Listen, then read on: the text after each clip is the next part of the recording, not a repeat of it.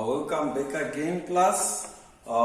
In the previous video, I was defining what is accounting, systematic way, still remember. Then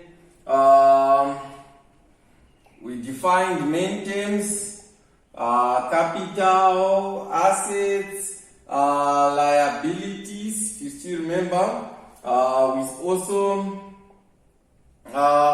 went on to define purchases, sales. If you still remember again, we went on to define things like sales returns, purchases returns, then trade payables, creditors. Okay, I'm still going to continue to define the key terms which are used in accounting. So after trade payables, next, number 10, let's define drawings. These are resources of the business taken by the owner for his own use. So those can be goods, it can be cash. So if the owner takes resources from the business for his personal use, we call them drawings. Okay? Next, we have what we call carriage inwards. Carriage inwards. Okay. This is the cost of transporting goods from the supplier to our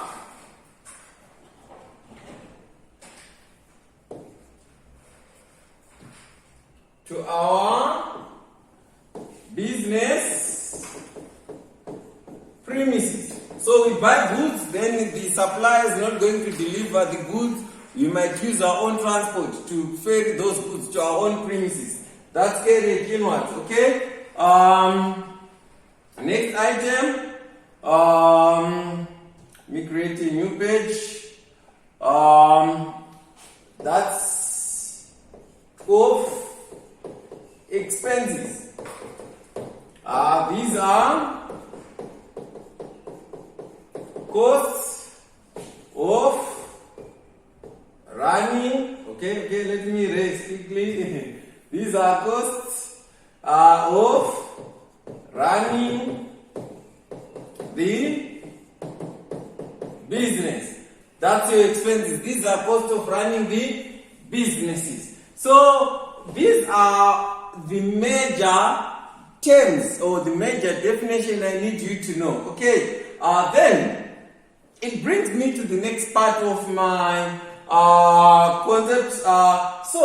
What is the objectives of the financial statements? Okay, what are the objectives of the financial or of accounting?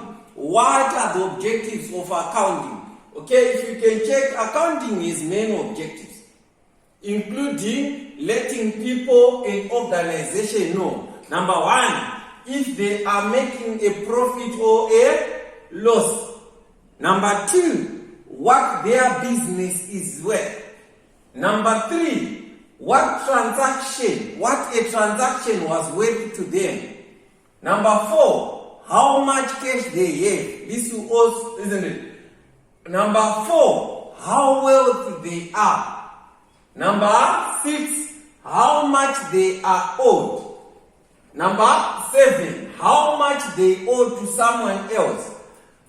8, enough information so that they can keep a financial check on the things they do. However, if you check from there, the primary objectives of accounting is to provide information for decision making. And the information is usually financial, but can also be given in volumes. For example, the number of cars sold in a month by a car dealership, or the number of cows in a farmer's yard. Okay? Still, then, next part, who are the users of the financial statement? Who is going to use those financial statements? Number one, it can be managers. These are the day-to-day decision makers. So they need to know how all things are progressing financially and about the financial status of the business. Number two, the owners of the business. They want to be able to see whether or not the business is profitable. And in addition, they want to know the financial resources of the business, isn't it? Three, prospective buyer. When the owner wants to sell a business, the buyer will want to see such information, isn't it? Is that business viable? Next, the bank. If the owner of the business wants to borrow money for use in the business, then the bank will need such information. Next one, tax inspectors. They need to be able to calculate taxes to be paid by the business. Next item, prospective partner. If you want to bring someone or to join with someone into a partnership, they need to understand your financial information. Investors, either the existing ones or the potential ones, they want to know whether or not to invest their money in the business. So this is just the introduction to what is accounting, what are the objectives of accounting, who is going to use that financial information. So in the next video, I'm going to deal with the double entry now. Let's now deal with the double entry, the recording of transactions in accounting.